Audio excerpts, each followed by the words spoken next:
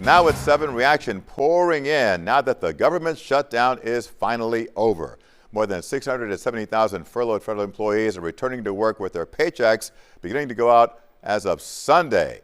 And they'll get a lot of back pay. Officials say the goal is to have all that back pay completed by November 19th. The Senate deal to end the shutdown included the promise of a vote on health care in early December.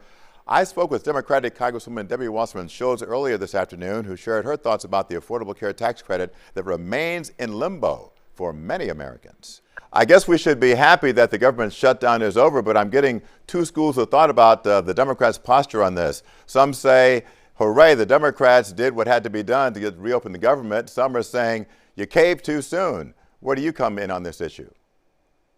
Where I come in is the fight is not over. Yesterday, Democrats filed a bill that would extend the tax credits for the Affordable Care Act by 3 years. We filed a discharge petition on that legislation, which I was proud to sign yesterday on the House floor. And if Republicans actually have a spine, we'll get 218 signatures at least on that discharge petition and force the bill to the floor so that Republicans join us in ensuring that we don't cause millions of people's health care prices to explode and force millions to not even be able to have access to affordable health care. So will we be right back here at the end of January with this same issue on the table of health care? That is up to Republicans, because what we have been insisting on for months, back when the Republicans pushed through the big ugly law in the middle of the night and were willing to extend their expiring tax breaks for billionaires from the 2017 tax cuts and make them permanent, but refused to put in the bill an extension of the Affordable Care Act tax credits so that people's healthcare costs didn't explode. They refused, again, to ensure that we could negotiate this at the end of the year fiscal spending plan. And now we have an opportunity to make sure that before January 30th, before December 31st, when they actually finally expire, to come together and find a compromise that will ensure that the 203,000 people in my district, Jim, who will see their healthcare costs explode, don't face really catastrophic healthcare costs that are going to force them to use the emergency room rather than their primary care doctor to take care of their health.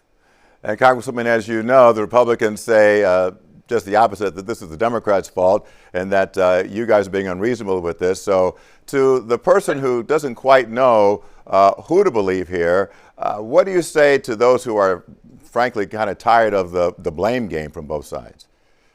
Well, the American people, Jim, are clearly with us. I mean, all of the polling recently has shown that Americans want, first of all, the Affordable Care Act is popular. Republicans have been trying to repeal it or kill it through death by 1,000 cuts. And they also support us coming together to make sure that those tax credits that make the Affordable Care Act policies more affordable don't expire. And so very simply, we need to come together to sit down and find a way to do that. Republicans have made it clear that their priorities were making tax breaks that were expiring permanent for billionaires. But when you had Affordable Care Act tax credits expiring, they weren't willing to do that. This is a matter of priorities. Democrats care about making sure that kitchen table costs, rent, health care, groceries, that we can bring those prices down and get a handle on them. And Republicans want to take care of the wealthiest, most fortunate Americans. Well, we'll see where this issue lands. In the meantime, I think a lot of people are relieved, certainly that they don't run into these issues at the airports, that people can travel over the holidays, and maybe everybody can take a deep breath. And we hope that up there in Washington something gets done so that we can have smooth sailing. There's no from deep this point breath on. for people who maybe are going to maybe that's wishful thinking. I don't know, but let's hope. Well, folks who will see their healthcare costs explode aren't taking a deep breath, and we have to make sure that we come together and solve this problem.